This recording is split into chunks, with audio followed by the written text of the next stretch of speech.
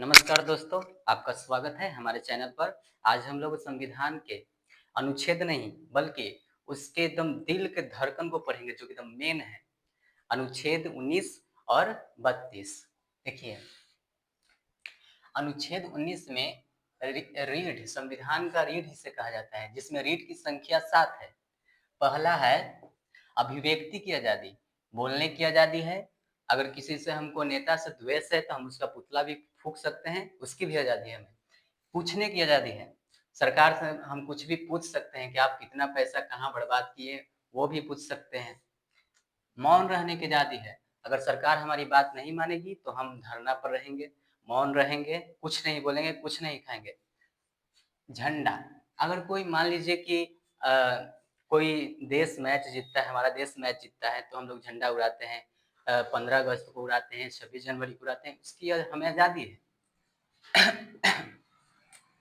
दूसरा है संगठन बनाने की आज़ादी। तो संगठन बनाने की आज़ादी है हमें, हम हमें एकत्रित होकर संगठन बना सकते हैं। तीसरा है सभा लगाने की आज़ादी। अगर हम संगठन बना लिए, एक पार्टी बना लिए तो हम सभा लगा सकते हैं। बहुत बड़ा सभा लगाकर हम लोग अपनी बात को बिना हथियार लिए, बिना किसी को नुकसान पहुँचे अपने सभा लगा सकते हैं और अपनी बातों को लोगों तक पहुँचा सकते हैं। चौथा है चारों ओर घूमने की आज़ादी। चौथा में चारों ओर घूमने की आज़ादी है।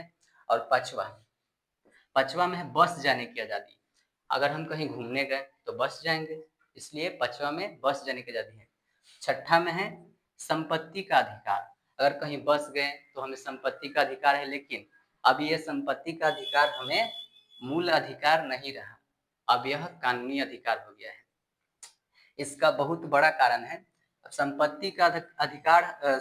संपत्ति का अधिकार हमारा मूल अधिकार नहीं है बल्कि कानूनी अधिकार है, क्योंकि जब सरकार कोई भी काम करने जाती थी, मान लीजिए कि सड़क बनाने जाती थी, तो किसी का बीच में 1 कट्ठा ज़मीन पड़ जाता था तो वो बोलता था कि हमारा मूल अधिकार है, हम अब अपना ज़मीन नहीं देंगे। तो सरकार को बहुत दिक्कत हो रहा था। तो सरकार गई फिर सुप्रीम कोर्ट के पास कि सर ऐसन-ऐसन बात है, लोग बोल रहा है कि हमारे 1 कट्ठा ज़मीन है, मूल अधिकार है, हम कैसे दे देंगे? हमार दादा-परदादा यहाँ भैंस बाँधता था, हमहू भैंस बाँधेंगे। अब का करें? तो फिर सुप्रीम कोर्ट और भारत सरकार मिलकर कुछ इसका हल निकाले। फिर 1978 में सरोजिनी नायडू ने 1978 में सरोजिनी नायडू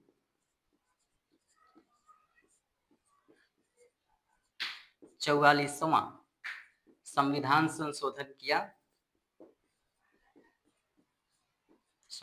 किया और मूल अधिकार से, संपत्ति के अधिकार के मूल अधिकार से कानूनी अधिकार करवा दिया, जिससे उनको बहुत प्रॉब्लम हुआ।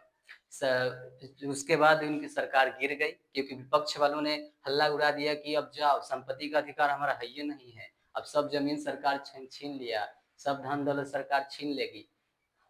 तो अब देखिए, अब पचवा है व्यवसाय।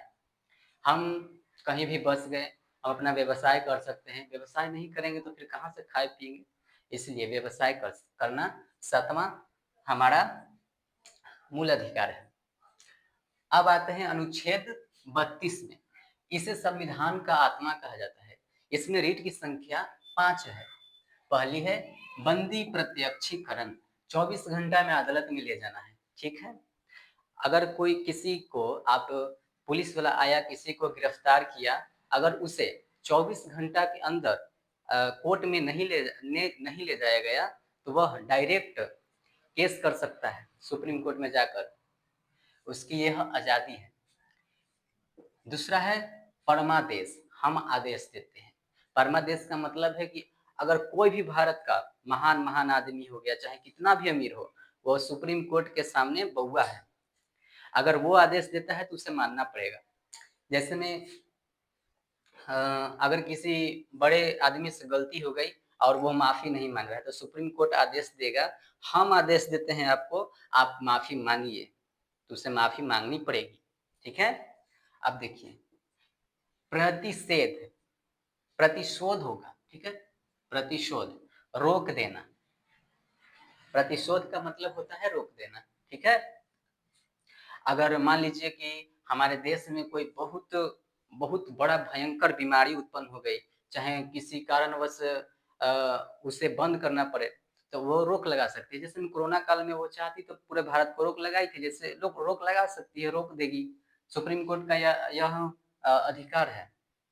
चौथा, उत्प्रेषण, निचले फैसले को बदलना। सुप्रीम कोर्ट का काम है, निचले फैसलों को बदल सकती है। सुप्रीम कोर्ट मान लीजिए कि हाई कोर्ट कोई गलत फैसला सुना दिया, किसी को फांसी की सजा सुना दी, तो वो सुप्रीम कोर्ट बदल सकती है उसको, बोल सकती है कि इसको फांसी नहीं देते हैं, इसको उम्र कैद की सजा दे देते हैं। सुप्रीम कोर्ट यह बदल सकती है, ठीक है।